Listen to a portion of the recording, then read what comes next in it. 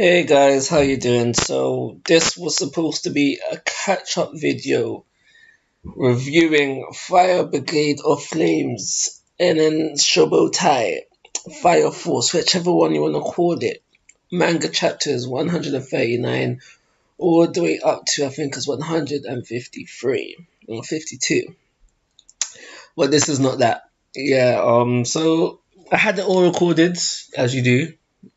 I wanted to just put it in all one big video, but something happened. I don't know when, I don't know how. But some of them are gone. 139 all the way up to 142, I think it is. So that's like 2 to 3 chapters. They've been deleted, they're not in the recycle bin, they're absolutely 100% gone. And there's no point re-recording that. Get me, the thoughts was there. I can't remember what I thought of the chapters at the time. That would probably involve rereading it. So those are gone, but enjoy the rest because it's there 142 to 152. So 10 chapters. Let's go.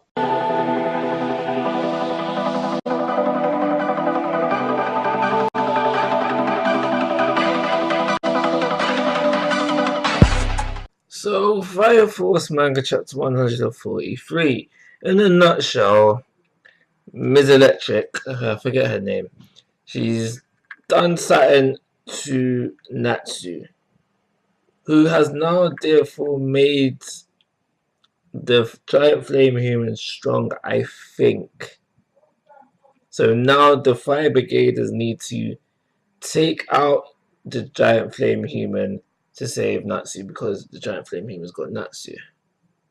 So that's like their plan right now, and that also they want Alpha to deal with Miss H because he's the only one that can deal with electric abilities. That's all fine. Where my confusion comes into play is when Sharon, I think that's his name anyway, saves Arthur. Now he says it's his duty to protect the pillars. Obviously, Shinra is a pillar.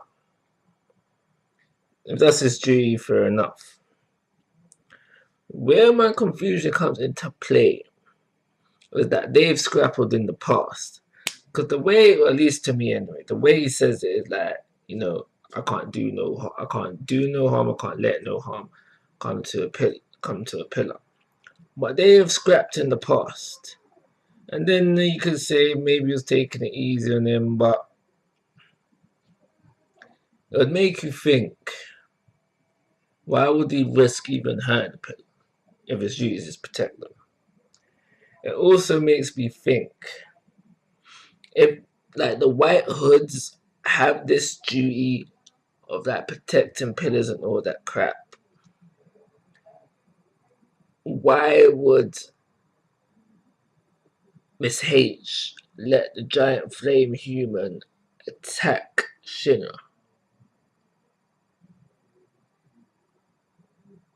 Yeah. So I'm a little bit confused as to what's going on. The only other thing that I could think of is that maybe Sharon is being brainwashed by somebody else. I don't know.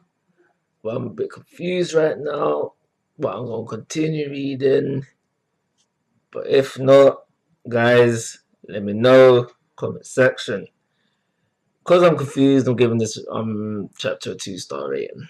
Manga chapter 143. Nothing much to say about this. Simply Arthur and Vulcan, they temporarily deal with the electric arm Miss H.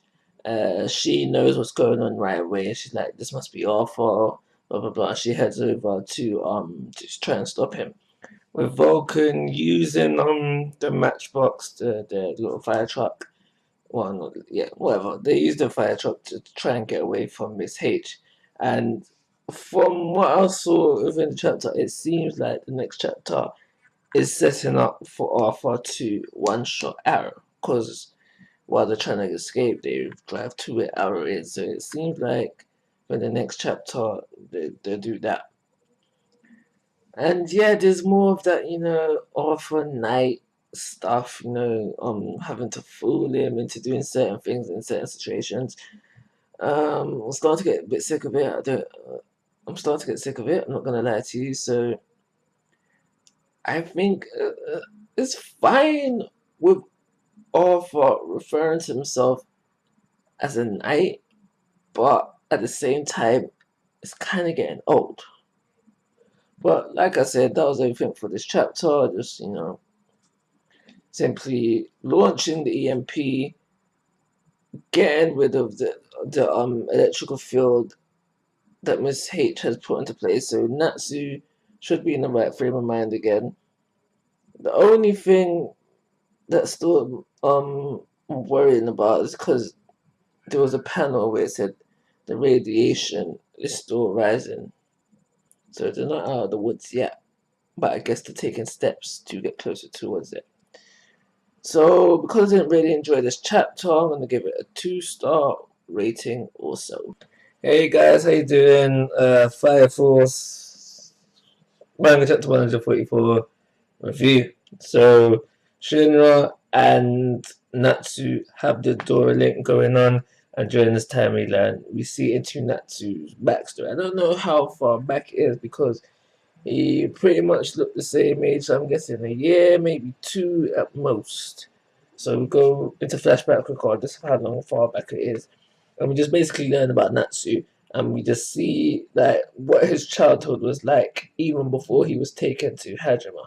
And from what I can see, he's always had to live up to Summer's expectations, and this explains his mindset even now. So he's always living up to his to someone else's expectations, and we see that. So what I think that is going to happen now is that there will be some I don't know how much, but there will be some talk no jitsu going on to get Natsu. At least this is what I think is going to happen, to get Natsu to calm down, and that's how we're going to deal with everything. Up until that's how we're going to deal with the situation. However, the attack that was building up, that Natsu was building up, was released during this chapter. So I'm thinking, because this attack can't hit because it's going to be, it was mentioned, a crater of 500 kilometers, so that would be all of them dead. So I'm thinking, who is going to deflect or just tank this attack? And I've said it before, but I think now would be a good time for Benimaru, strongest firefighter, to hop in and show face. But we'll see what happens, because this chapter leaves off on a very nice cliffhanger, which I actually do. It does leave off on a very nice cliffhanger, but I don't think, after rethinking it, think it warrants a 4-star rating. So we'll get the average 3, and I'll see you in the next one. Fire Force 145 review. So I wanted Benny Murray, didn't get Benny Murray. It is Sharon who defends the blast.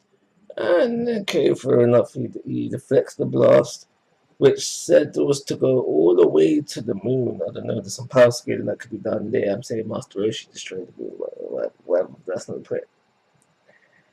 I'm fine with Sharon deflecting the blast, but I'm not so fine with his reasoning of, his motivation. The motivation he needed the motivation he needed to be able to deflect the blast is what I have the problem with. I am fine with his relationship, his willingness to protect the pillars. His pillar, the one that he's been with, as we see in flashback, from she was a little child. Therefore, there's a connection between them. They have a relationship. They have a bond. So I can understand his willingness to protect her. I can somewhat see his willingness to protect Natsu. They need the pillars for the overhaul plan of his master, the White Hoods. I can understand that. And in that sense, I should somewhat understand Shinra, but my point is the fact that he was willing to fight Shinra in the past, and you can argue maybe he knew Shinra's limits and wasn't going to kill him, but If we had just left it with it being all for Miss H, then that would have been better. Better to perfect. But it's the whole willing to fight Shinra and then, oh no, I'm going to protect you now. That is throwing me off. But other than that, I ain't got nothing to say about this chapter. We do end off with Mr. Adult Kid, as I call him, Kurono, chopping off the arm of the flame human, the giant flame human. He is supposed to have been stronger than a regular giant flame human, but it looks like again we are not going to see any difference between the flame humans, but whatever. I'm going to give this chapter a 3-star rating and call it a review. Fire Force Manga Chapter 146 review. So the majority of this chapter is Corona, or Adult Kid as I call him, taking down Natsu-kun. Yeah, but anyway, taking him down. So previously I mentioned that how when it comes to flame humans, there's not really no difference in them. We don't really get to see a difference of strength within them, even though we're always told that the next one that comes along is bigger and better than the one before. In this case, we had a giant flame human that Corona was fighting, and we was told, if it wasn't last chapter, it was the chapter before, we was told recently, regardless, that this time the giant flame human will be stronger because of the source material that was used to create, or something along them lines. But yet again, we don't see this. Corona Adult Kid had a fairly easy time slicing up this flame human. He could have, if he wanted to, if he so wanted to have killed Natsu-kun, but he doesn't do that. We see him able to calm him down, to win around Natsu-kun. And the way he does this is through simply telling him, don't worry about what everybody's been telling you. Be weak. Do you. Don't worry about nobody else. Do you. These words are able to calm down Natsu, winning him around, and therefore defeating the current threat. So, once this was said and done, Chiron, I think his name's Chiron, the guy who deflected the blast into the moon, he said something quite interesting, that Natsu-kun and Kurono, Adult Kid, are a pillar and guardian. Now, when he said this, I was like, oh my gosh. Not only are they going to try and kidnap Natsu, they're going to try and kidnap Kurono as well. That's where I thought we was heading. We may even still head there in the future, but that's what I thought was immediately heading. But that doesn't seem to be the case, because by the end of the chapter, the White Hoods have fled. Before they do though, Ikra, I forget the name because the name is similar to somebody I know in real life and a character within Vampire Soul. So I forget the name, but she mentions that how I can't remember the exact words, but she said something along the lines of she sees something within Natsu's future, within the, yes, she sees something within his future, and I'm quite interested to know what exactly she's referring to and how she can see these things. So she says that they flee. The rest of the chapter is just end the narration through Shinra, and we basically get a death total and some just closing thoughts. And the death total is one thing that stands out. The whole fact that where they said that they're gonna get their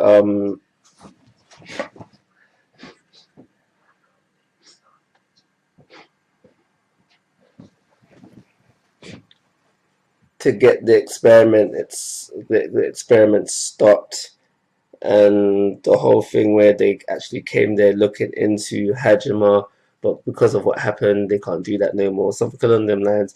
And the last thing that I wanted to mention that came out of the chapter was the whole thing with the meeting at the very end. And I looked at the guy, I forget his name, but the guy who's doing that guy that called him there at the present moment, I think he was looking into like some device, and to me anyway, he looked kind of brainwashed. So we'll see what happens there. But this chapter, I think, warrants a 3-star rating, a kind of a wrapping up of the arc. And I think from next chapter, we'll be heading into a new arc. And so we'll see how things go there. Fire Force Manga Chapter 147. So the meeting with Mr. President of Hajima. So if I'm understanding things correctly, Hajima are not the bad guys here, in a certain sense. They're using Amaterasu. They are aware that Amaterasu needs human sacrifices, but they're looking at a wider scale. They know that Amaterasu needs human sacrifices, but they feel like that it's a needed sacrifice for the grander scheme of things. Because within the chapter, they say one sacrifice saves 15 million people. So if you look at it that way, it is kind of hard not to see the point. One to save 50 million. I mean, a life is a life. All life's precious. But one to save 50 million lives. This angers the eighth to a degree. Shinra, he's willing to sacrifice himself to save 15 million or whatever. He's willing to sacrifice himself to save others. But Vulcan, they are not willing to sacrifice a thing. They will do what they need to do. They are willing to find a way to save everyone without sacrificing their life. When Shinra says he's willing to sacrifice his life, Obu said, "No, we're not doing that. We're gonna find a way to not sacrifice anybody." Vulcan busts in there saying that I will find a power source that surpasses Amaterasu without the need of any sacrifice. So I guess by the end of the series, that's what we will have. Also within the chapter, I think basically Hajime is now on the side of the apes, and so the president is now trusting in what the apes have claimed within this chapter, that they will find another way, and Hajime will fund the apes. So Vulcan will now be working towards finding a power source that surpasses Amaterasu. And I think because the president is now, or I should say Hajime is now working with the apes, I think any further experiments on children not displaying any further experiments to find more people with the Odora Burst has stopped. However, because they awakened it within Natsu, they are still experimenting on him, trying to get him to learn how to control his power, as we see within the end of the chapter. That's what I think we're getting, and I'm pretty sure of that as well. So I don't think Hajime will be doing any fresh experiments on any new kids. And this chapter, because I said I thought it was last chapter, this chapter, and it's stated in narration as well, wraps up Hajime vs. the Apes arc. So we are now moving forward into a new arc. I feel that this chapter wants a 3-star rating. Fire Force Manga Chapter 148 review. So I'm not gonna lie to you, I'm feeling this chapter simply because I feel like this chapter is going to center around Sister Iris. Now, Sister Iris is a character within the main cast who hasn't gotten much love. Hasn't got much, okay. She is involved in I think it was the Versus the Fifth arc, where we do get a bit more, but I want some more from Sister Iris. And I do believe we're going to get within this arc. There has been times where she's been left completely out of arcs. So I do think Sister Iris deserves some love, in which I do believe I've said that I think we are going to get within this arc. So within this chapter, we start things off. Everything's gone back to normal. Every normal day life. Dealing with flame humans. So we see them do a flame human, and then we go back to the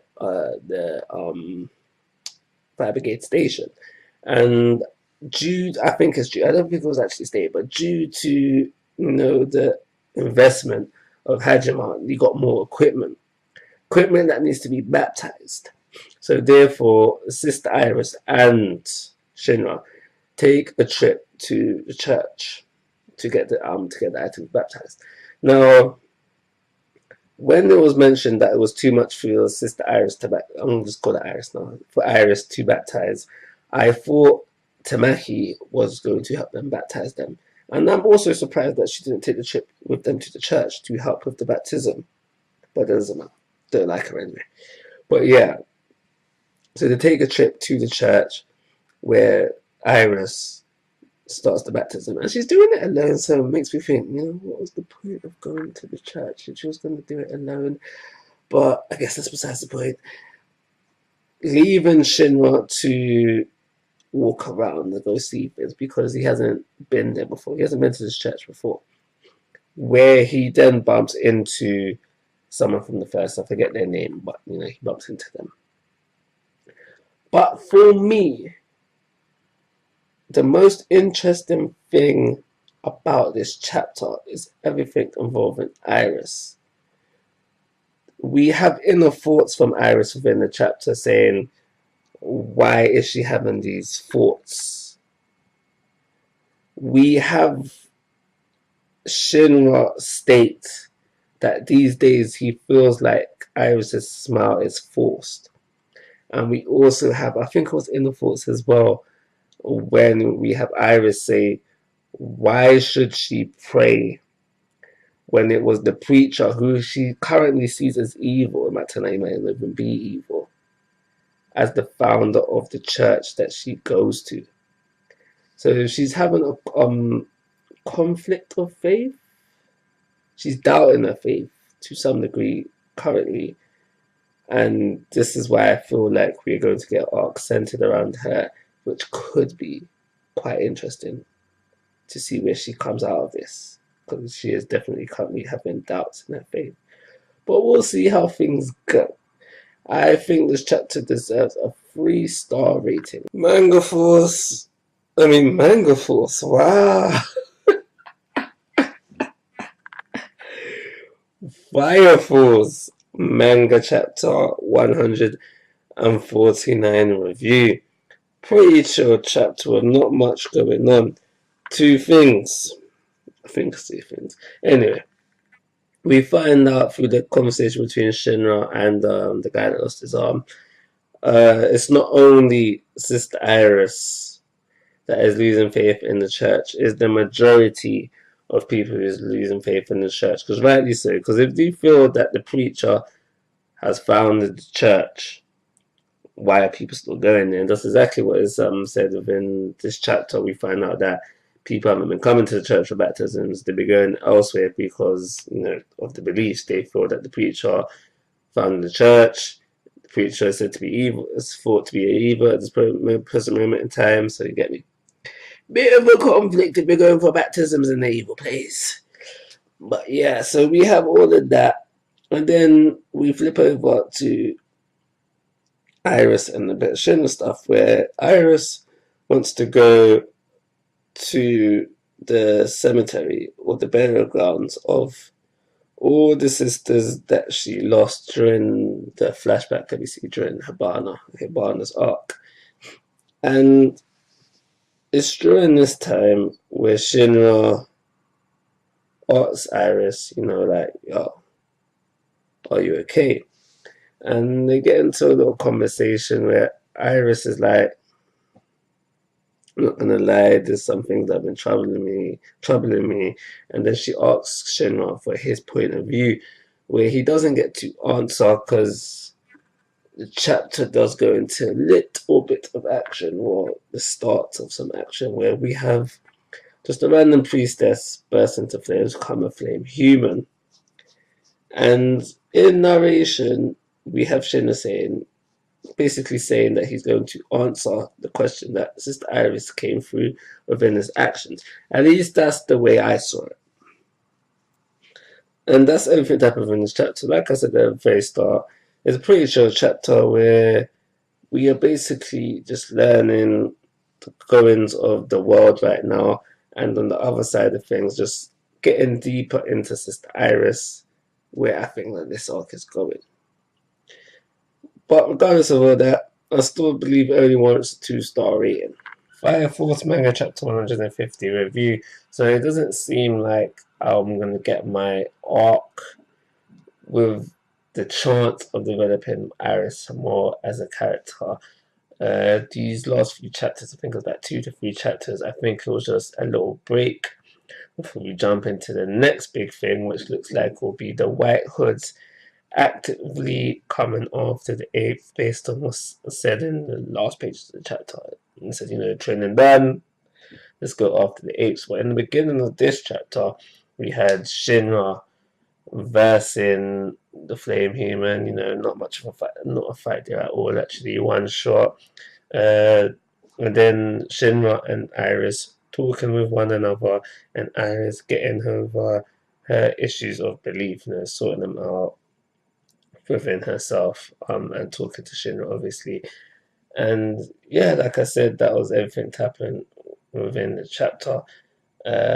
Disappointed that we're not gonna get a full arc on Iris, at least not at this present moment in time.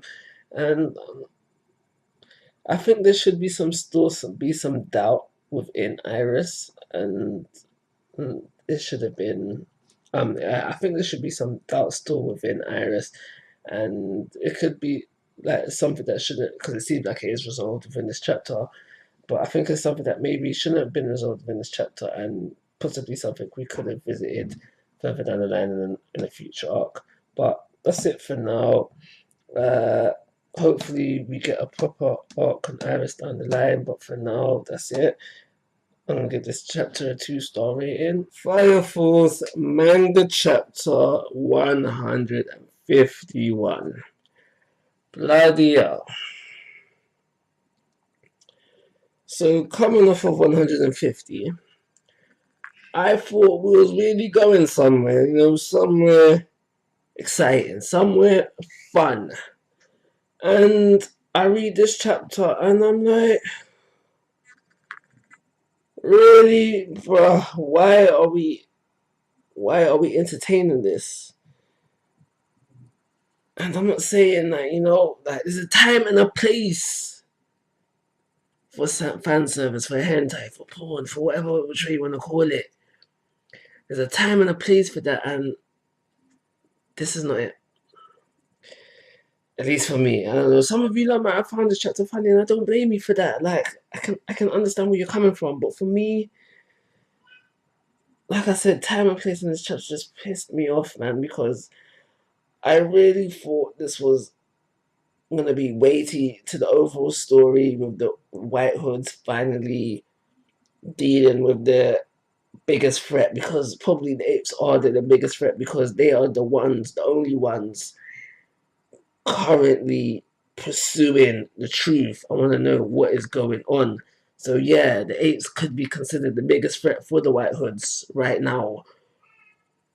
And yeah, it seemed like we was really going, like the White Hoods are really starting to make moves on this, on the apes. And then we get this gag chapter, filler. How you get filler in the manga? This is the only series that I've known to do this, and it's done it multiple times. So we go through the whole chapter with Assault doing his quote-unquote training. And when it comes to crunch time, he can't hack it because it's different in real life. And I know I hate this chapter, but I can understand where he's coming from.